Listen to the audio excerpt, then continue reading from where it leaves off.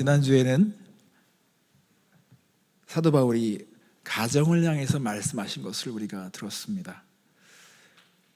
초대교회는 하나님의 이 편지가 가정에게 전달되었습니다. 그리고 가정에서 읽혀졌던 것입니다. 그래서 성령 충만에 대한 명령은 가정을 향한 명령이었습니다.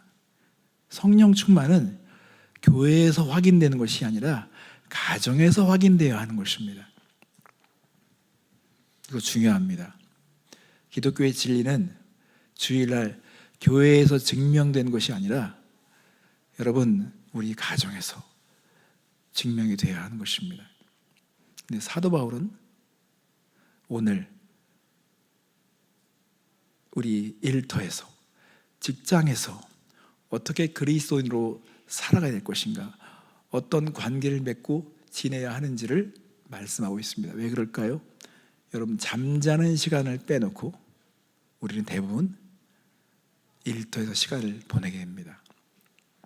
가정에서보다 일터에서 보내는 시간이 더 많습니다. 그래서 하나님의 말씀의 진리는 우리 일터에서 어떻게 적용돼야 할까요? 그래서 오늘 그리스도인의 직업 윤리에 대해서 사도 바울은 말하고 있습니다. 근데 여러분, 이 시대에는 노사 간에 큰 긴장 관계일 수가 있습니다. 노동자들은 좋은 직업 환경을 찾고 또 회사 측에서는요 정말 좋은 일꾼을 찾죠. 근데 많은 경우에요 사람들이 이 일에 대해서 큰 오해를 가지고 있습니다. 일을 하면서도 나는 빚을 갚기 위해서 오늘 일하러 가야 돼, 크레딧을 갚기 위해서 나는 일을 가야 돼, 일을 해야만 해야 돼 라고 생각한다면 그것은 결국 행복한 일이 아닙니다. 어떤 사람은 주말을 꿈꾸며 일을 합니다. 고역이죠. 그것은 일을 신성하다고 보기 어렵습니다. 노동자에게는 이런 일에 대한 불충한 생각을 갖는 경우가 있습니다. 또 회사의 입장에서 볼 때는요 이윤만 생각해서 이윤을 위해서 모든 사람들이 바삐 움직여주기를 원하죠. 효과가 떨어지면 그 사람을 해고 처리합니다. 얼마 전에 제니스의 친구가 갑자기 회사의 상사가 불러서 잠깐 만나자고 그래요. 아무런 이유도 없이 갑자기 만나자고 그래서 만났는데 충격적인 일을 듣게 됐습니다. 그거 듣고서 진짜 믿어지지 않는 것입니다. 내일부터 나오지 마세요. 그리고 3분 후에 컴퓨터는 나갈 것입니다. 왜냐하면 정보가 새어나갈지도 모르니까. 이렇게 우리는 노사 간에 어떤 불신의 장벽들이 있습니다. 그래서 우리가 가지고 있는 이 복음을 일터로 가지고 가야 되는데 우리는 일을 하면서도 복음을 전할 수 있고 복음을 증명할 수 있는 기회 차원에서 우리는 일을 받아들여야 하는 것입니다. 자, 사도 바울은 오늘 우리에게 어떻게 안내하고 있는지를 보겠습니다. 자, 22절 말씀을 보겠습니다. 종들아, 모든 일에 육신의 상전들에게 순종하되 사람을 기쁘게 하는 자와 같이 눈가림만 하지 말고 오직 주를 두려워하여 성실한 마음으로 하라 그랬습니다. 사도 바울이 이 편지를 줄 때에 이 당시는 노예가 인구의 절반 이상이 되었습니다. 그런 시대였습니다.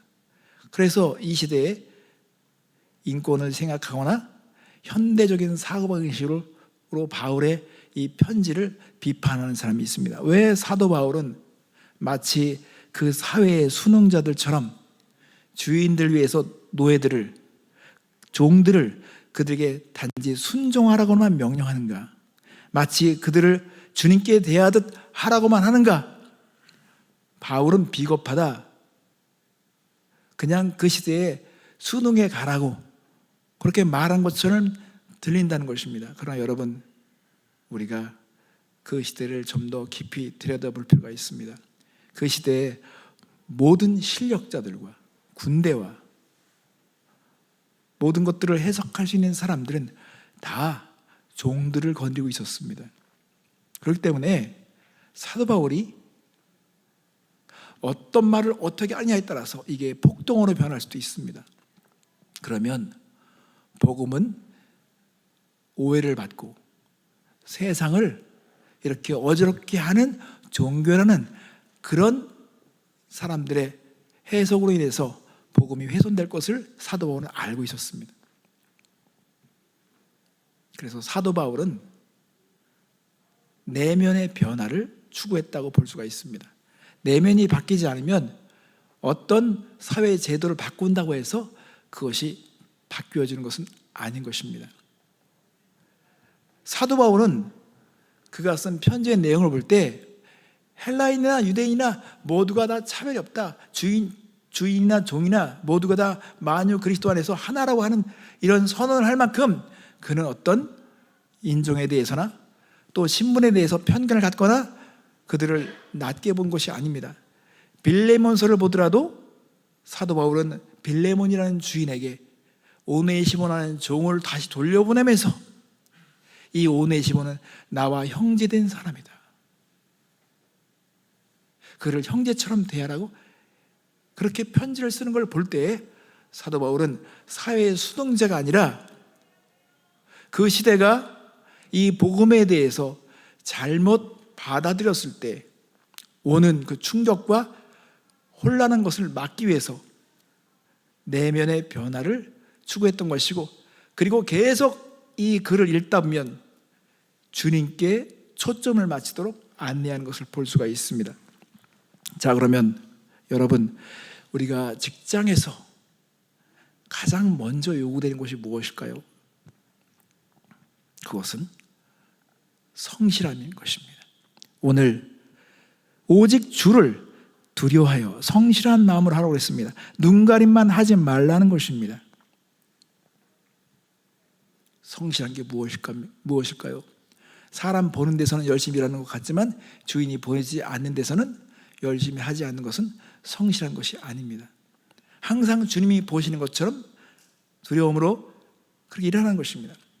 제가 전에도 한번 말씀드렸지만 제가 한국에 있을 때 은혜를 많이 입은 장로님이 있습니다. 그 장로님은 어렸을 때 소아마비로 다리를 저시는데 인천에서 두 번째 큰 가구점을 운영했습니다. 큰 5층 건물인데 5층 전체를 다 저희 음악 선교팀에게 다 쓸 수 있도록 해주셨습니다. 사무실을 쓸 수 있도록 해줬어요. 연습실을 쓸 수 있도록 해줘서 그 장로님과 오래 교제하면서 제가 한번 여쭤본 적이 있습니다. 장로님, 어떻게 해서 가구점을 시작하게 됐으며 이렇게 큰 가구점을 이룰 수 있었습니까? 했는데 장로님이 간증을 하시더라고요. 청년 시절에 가구점에서 이렇게 일을 하는데 아주 성실한 것을 주인이 보면서 한번 주인 되신 분이 시험을 한 거예요. 그래서 그 돈 박스에서 몇만 원을 뺀 거예요, 주인이 일부러. 마지막은 항상 이 장로님이 계산을 해가지고 이제 보고를 하는데 몇만 원이 빠지니까 밤 12시가 넘도록 계속 계산을 하고 있더래요. 이게 안 맞으니까 계속 안 맞아서 계산하는데 그걸 딱 보면서 진짜다, 성실하구나. 그래서 그 가구점 사장님이 그 청년에게 내가 여기서 잘하면 내가 가구점 하나 차려줄게 라는 그런 약속을 받았다는 것입니다. 그래서 그 사장님의 도움을 받아서 가구점을 하게 됐고, 그리고 그 가구점이 그렇게 아주 잘 성장하게 됐다고 얘기 들었습니다. 여러분, 회사의 고용주들은 성실한 사람을 찾습니다. 근데 이게 이 세상만이 아니라 하나님 나라에서 하나님은 성실한 사람을 찾는다는 것입니다. 그래서 예수님은 성실한 사람을 주목해 보셨습니다. 어떤 직업을 가졌든지 그들이 손을 어떻게 놀리는지, 그들이 어떻게 일하는 그런 자세를 갖고 있는지를 보셨다는 것을 말씀에서 볼 수 있습니다. 자, 마가복음 1장 16절 말씀을 보면, 갈릴리 해변으로 지나가시다가 시몬과 그 형제 안드레가 바다에 금을 던지는 것을 보시니 그들은 어부라. 여러분, 금을 던지는 것을 보셨습니다.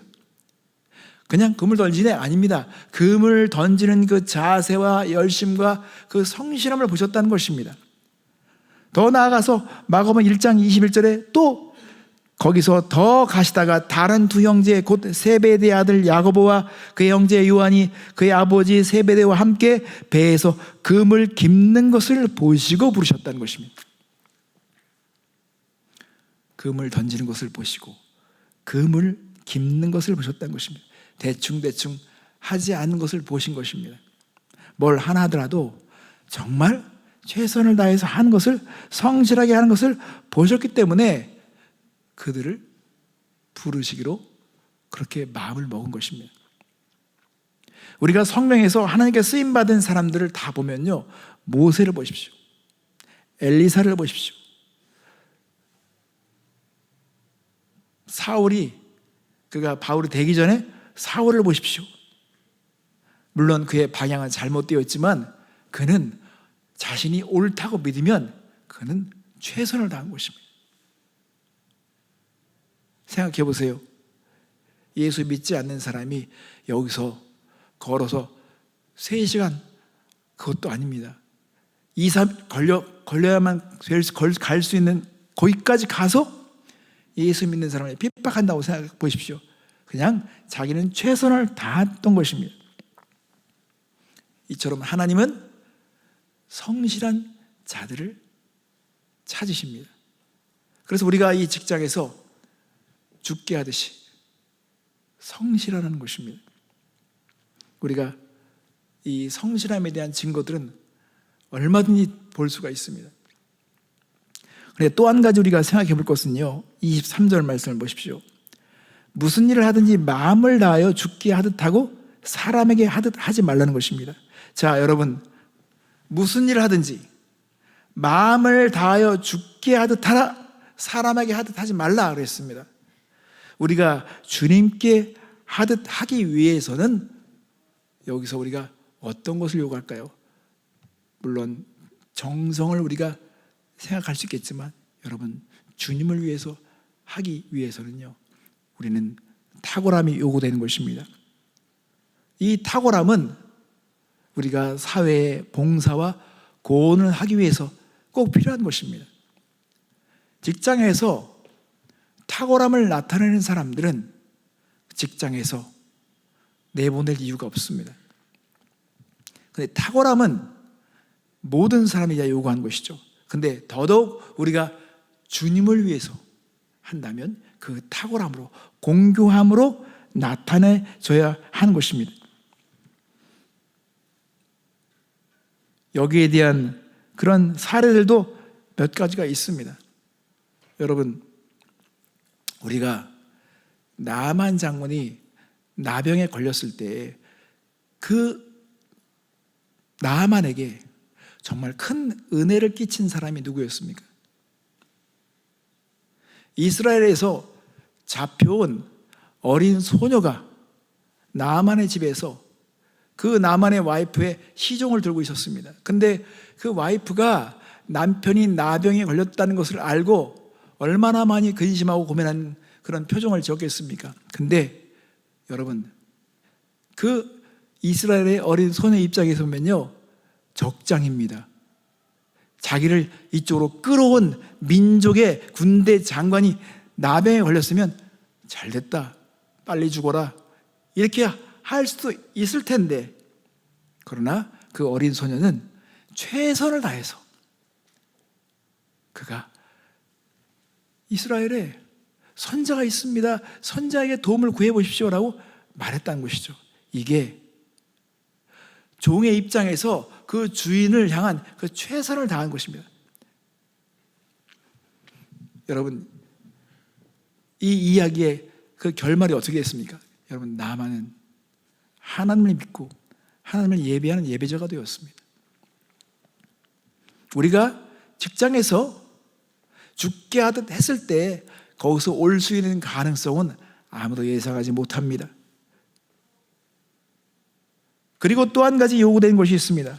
여러분, 우리가 이 직장에서 성실함과 탁월함을 요구받는데 더 중요한 것이 있습니다. 그것은 우리의 덕, 인격에 대한 것입니다. 성경 말씀 디도서 2장 9절 말씀이면 종들은 자기 상전들에게 범사에 순종하여 기쁘게 하고 거슬러 말하지 말며 훔치지 말고 오히려 모든 참된 신실성을 나타나게 하라. 이는 범사에 우리 구주 하나님의 교훈을 빛나게 하려 함이라. 최소한의 노력을 기울여서 겨우 살아가는 존재를 만들려고 하는 것이 아니라, 여러분, 우리는 그리스도가 우리의 진정한 구주이시기 때문에 우리는 성실함을 넘어서 탁월함을 넘어서 우리 존재 자체가 주님의 교훈을 빛나게 해야 하는 것입니다. 와, 정말 저 교훈은 정말 놀랍다. 저렇게 그 교훈대로 살아가는 사람이 있구나.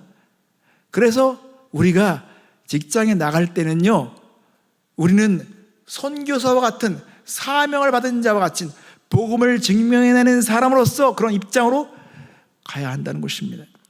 그 주님의 교훈을 빛나게 해야 하는 것입니다. 그 교훈을 훼손시켜서는 안 되는 것입니다. 내가 저러니까 안 믿지, 내가 저러니까 의심할 수밖에 없다고 말한다면 그것은 우리가 잘못 사는 것일 겁니다. 자, 빌립보서 2장 14절부터 15절 말씀을 보십시오. 모든 일을 원망과 시비가 없이 하라. 이는 너희가 흠이 없고 순전하여 어그러지고 거스르는 세대 가운데서 하나님의 흠 없는 자녀로 세상에서 그들 가운데 빛들로 나타내매라고 말하고 있습니다. 어느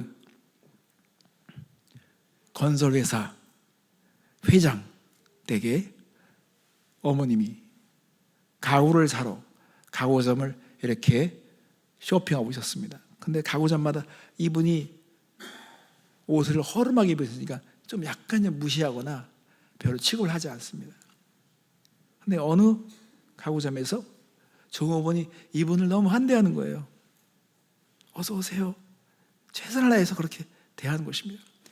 근데 그날에 비 오는 날입니다. 그리고 이제 쇼핑을 하고서 이분이 가시는데 비가 오는데 그 운전기사가 제때 안 오니까 이분이 비를 좀 맞으니까 그 종업원이 나가가지고 우산을 딱 세워줬습니다. 이 어머님이 집에 가가지고 자기 아들한테 이 경험을 얘기했다고 합니다. 그런데 그 아들이 감동을 받아서 찾아왔습니다. 내가 앞으로 이 건설에서 필요한 모든 가구에 대한 건 당신과 거래하겠습니다. 근데 이것은 실제 있는 것입니다.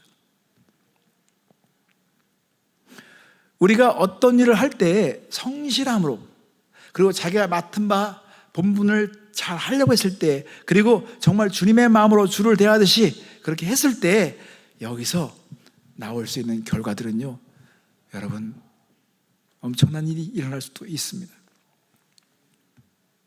어느 목사님이 비행기를 타고 가는데 아주 그냥 진상 같은 그런 손님이 막 계속 시끄럽게 하는데 사람이 너무 불편하고 짜증나고 있는데요, 그 스튜어디스가 계속 그 사람의 비율을 맞춰주면서 잘 섬겨주는 이런 모습을 보면서 나중에 목사님이 그 직원에게 칭찬을 해줘서 따로 불렀습니다. 아유, 내가 아메리칸 에어라인에 이거 써서 당신을 제가 칭찬하도록 하겠습니다. 그랬더니 이 스튜어디스가 말했다고, 저는 아메리칸 항공사를 위해서 일한 게 아니라 주님을 위해서 일했습니다. 그때 목사님이 아주 그냥 완전히 더 감동을 받은 거죠. 여러분, 우리는 주님을 대하듯이 죽게 하듯이 하라는 것입니다. 그런 우리의 존재됨이 주님의 교훈을 빛나게 할 수 있다는 것입니다.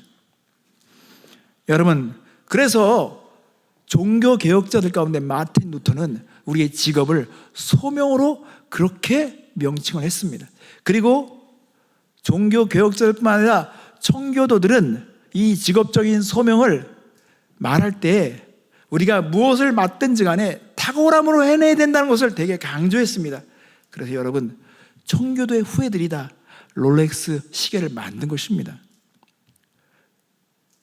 유럽에 이렇게 아주 작은 것까지도, 세밀한 것까지도 정밀함을 요구하는 것들을 탁월하게 해낸 것은 그들이 이런 정신을 받았기 때문에, 직업적인 소명을 받았기 때문에, 그런 의식으로 최선을 다하고 탁월하게 그렇게 했기 때문에 주님의 교훈을 빛나게 했던 것입니다. 자, 한 가지를 더 살펴보겠습니다. 여러분, 우리가 이 그리스도인의 직업 윤리 가운데서 우리가 일을 할 때는요, 보상받을 것을 믿으며 일하라는 것입니다. 이 당시에 노예들은 주인의 소유였습니다. 재산에 불과했습니다. 그들은 어떤 보상을 기대할 수가 없습니다. 그런데 사도 바울은 지금 보상에 대한 걸 말하고 있습니다. 자, 24절 말씀을 보십시오.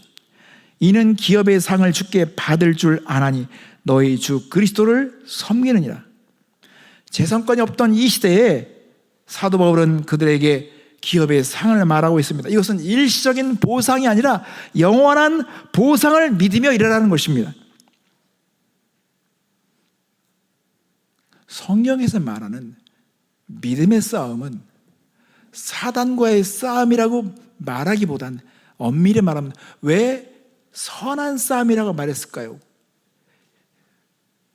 선한 싸움은 여러분, 하나님께서 목표하신 어떤 인격체를 만들어내는 그 싸움인 것입니다. 하나님께서 우리를 빚고 깎으셔서 하나님께서 원하신 어떤 인격체를 만드는 과정 속에서 치열하게 싸워내야 하는 이 싸움인데, 그 선한 목적을 가진 이 싸움을 싸워내라고 하는데, 그가 주인이나 종이나 상관없이 그들이 자기가 속한 그 속에서 정말 주를 위해서 그렇게 대하면서 살아간다면, 성실하게 탁월함으로 인격을 그렇게 형성하면서 그들이 봉사한다면 그들은 반드시 보상이 있을 거라는 것입니다. 영원히 썩어지지 않을 보상이 있을 거라는 것입니다. 그래서 사도 바울은 고린도전서 15장 19절 말씀에 만일 그리스도 안에서 우리가 바라는 것이 다만 이 세상의 삶뿐이면 모든 사람 가운데 우리가 더 불쌍한 자이니라. 여러분, 순교자들 그리고 정말 고난과 핍박 중에 있는 주의 종들이 이렇게 하늘의 보상이 없다면 여러분, 그것은 불쌍할 수밖에 없다는 것입니다. 왜 그렇게 살아가는 것입니까? 하늘의 보상이 있기 때문에 그런 것입니다. 그래서 사도 바울은 여기에 한 가지를 더 추구하고 있습니다. 자, 25절 말씀 보십시오. 불의를 행하는 자는 불의의 보응을 받으리니 주는 사람을 외모로 취하심이 없느니라. 이 골로새서는 편지는 오네시모라고 하는 종, 빌레몬의 집에서 재산을 훔쳐서 달아났다가 나중에 감옥에 갇혀서 바울과 만나서 거기서 복음을 듣고 변화된 오네시모가 이 바울이 쓴 편지를 전달하는 과정에서 이게 빌레몬이 편지를 받아서 빌레몬의 가정에서 모여서 함께 예배드리는데 이걸 편지를 읽었다고 생각하십시오. 여러분, 불의를 행하는 자는 불의의 보응을 받으리니 이것은 주인들이 읽었을 때 찔림을 받을 것을 예상했을 수도 있습니다.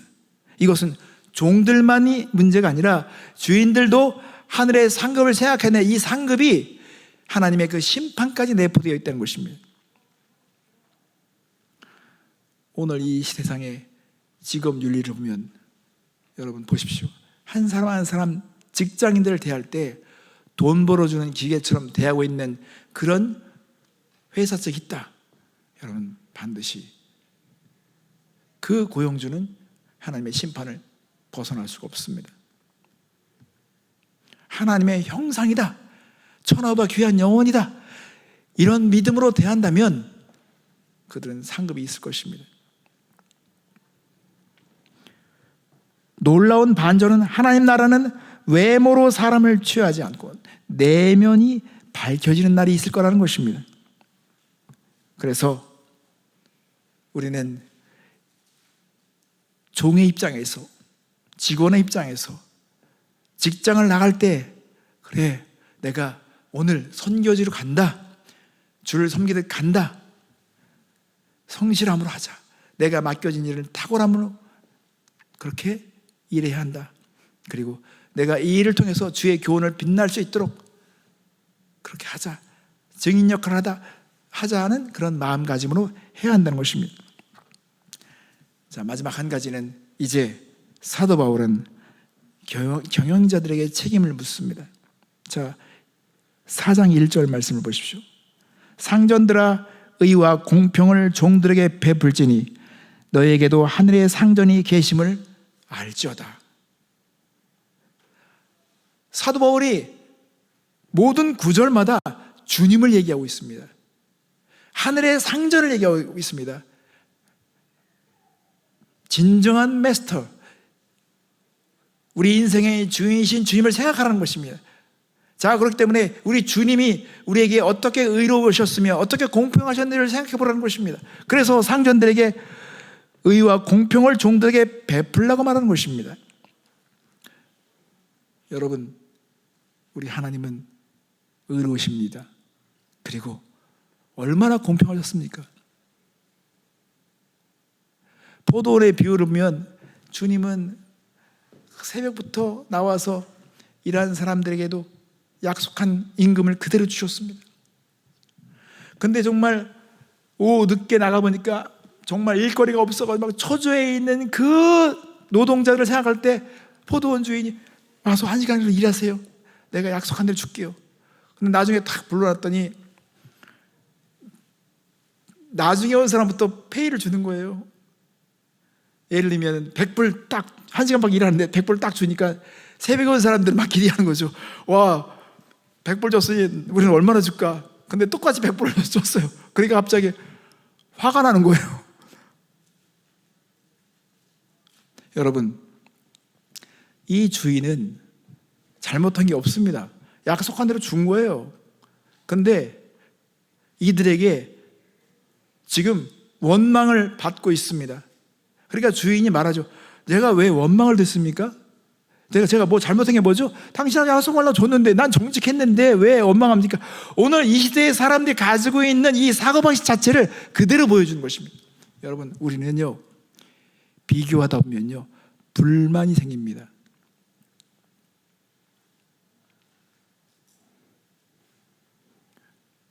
감사할 수 있어야 합니다. 내가 지금 할 일이 있다는 걸 감사할 수 있어야 하는 것입니다. 오늘 이 시대는요, 노사 문제를 보면 탐욕으로 가득 차 있습니다. 노동자들은 더 많이 얻기 위해서 스트러글을 일으킵니다. 회사의 입장에서는 또 더 많은 이익을 위해서 착취를 합니다. 이 모든 공정하지 못한 관계 속에서 그리스도인들은 소금과 빛의 역할을 감당하기 위해서 그 안에서 그리스도의 마음을 나타내며, 불의가 있을 때는 그 불의에 대해서 내가 이 회사에서 짜낸다 할지라도 그것에 대해서는 정확하게 얘기할 수 있는 용기가 있어야 되겠죠. 그렇다고 해서 아무거나 그렇게 하라는 게 아니에요. 정말 이걸 봤을 때도 너무 심각하다. 왜냐하면 우리는 하늘의 주인을 믿기 때문에 그런 것입니다. 여러분, 제가 이 LA에서 차를 고칠 때 늘 고심하는 게 있었어요. 와, 바가지만 안 쓰면 다행인데 항상 메카닉에게 차를 맡길 때마다 이건 또 얼마나 또 속을까, 이런 항상 불신이 있잖아요. 근데 어느 자동차 정비소를 갔더니 직원들이 막 일하면서 막 신나게 일을 해요. 막 다 이래. 모든 직원들 다 기쁘게 일을 해. 궁금했어요.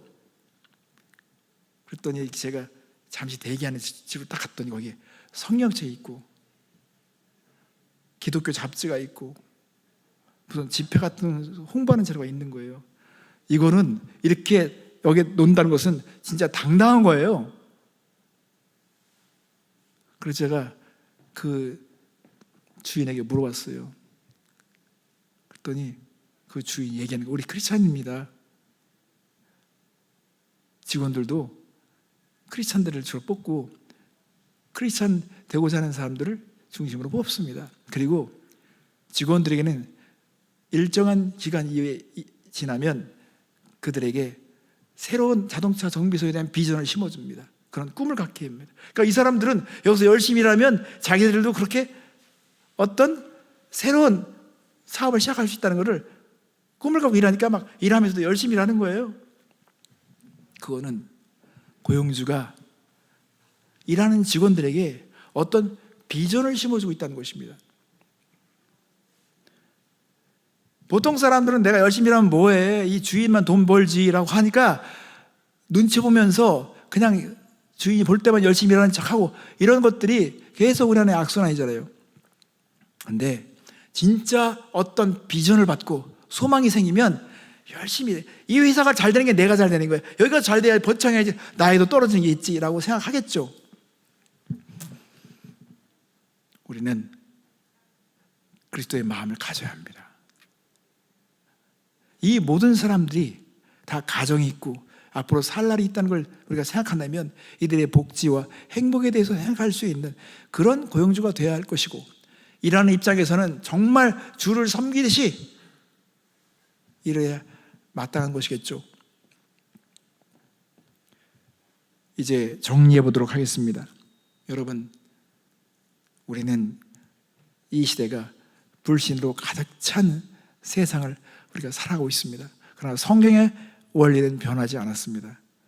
우리는 직장에서 대부분 많은 시간을 보내는데 이 직장이 마치 우리의 선교지처럼, 하나님이 보내신 증인처럼 내가 맡겨진 일이 있을 때마다 죽게 하듯이 마음을 다해서 하는 것, 이것이 요구된다는 것입니다. 왜? 성실함과 탁월함이 드러나야 하기 때문에. 우리 교회도 이렇게 커피를 봉사하시는 분들이 있습니다. 근데 이 커피를 봉사할 때 정말 사람들 입맛에 건강을 주고 그들이 정말 기뻐하는 그런 맛을 생각하면서 커피를 만드는 것과 그냥 돈 버는 기계처럼 일하는 것은 완전히 다를 것입니다. 그래서 여러분, 오늘날 그리스도인들은 하나님께 영감을 구하고 지혜를 구해야 할 것입니다. 그리고 이 시대에 무엇이 필요한 것인가? 제가 이내로 갈 때마다 늘 이 사업주에 대한 궁금한 관심이 있는 거예요. 어떻게 아직도 여기는 값이 이렇게 저렴할까? 건강한 것을 제공하는데, 저는 제가 볼 때는 이 컵 바탕에 그 성경 구절을 쓰실 만큼 분명히 신앙적 입장이 확고한 것 같습니다. 그러면서도 그들은 어떤 분명한 윤리적 철학을 가지고 신앙적인 그런 믿음을 가지고 행한 것을 알 수가 있습니다. 저는 아임교회 모든 성도분들이 일터에서 이런 주님의 교훈을 빛나게 할 수 있는 사람이 되기를 축복합니다. 그리고 우리가 앞으로 우리 자녀들을 키웠을 때 우리 자녀들이 어떤 일을 맡든지 간에 그들이 이 시대에 꼭 필요한 것에 쓰임받고 탁월함을 나타낼 수 있고, 그리고 그 일을 하면서 행복을 느끼면서 가정을 그렇게 책임질 수 있는 그런 직업을 가질 수 있도록 우리는 기도해야 할 것입니다. 그래서 난 나이가 다 지났기 때문에 이런 거 뭐 들어서 뭐 하는 게 아닙니다. 여러분, 지난주도 제가 말씀드렸잖아요. 항상 우리는 준비할 때가 있고 그리고 현실과 맞닥뜨린다는 것입니다. 그렇다면 우리가 기도할 때에 이런 직업적인 소명과 그리스도인의 직업 윤리에 대한 그런 인식을 가지고 자녀들을 위해서, 후손들을 위해서 기도해야 할 것입니다. 구체적으로 기도해야 할 것입니다. 하나님, 저들이 정말 행복하고 보람 있고 능력 있게 쓰임받게 해주십시오. 안타까운 것은 직장인들을 대상으로 설문을 조사할 때 85% 이상이 자기가 하고 있는 일 자체가 만족하지 않는다는 보고가 나와 있습니다. 왜 그럴까요? 우리는 은사를 따라서 직업을 결정하지 않았던 것입니다. 내가 정말 잘하는 일을 따라서 직업을 정하지 않았던 것입니다. 떠밀려서 먹고 살기 위해서 그 일을 했던 것입니다. 이제 우리는 우리 자녀들이 앞으로 정말 그리스도인의 사람답게 그렇게 직업에서 그리스도의 그 진리를 빛낼 수 있도록 기도해 주셨으면 좋겠습니다. 함께 다 같이 기도하겠습니다.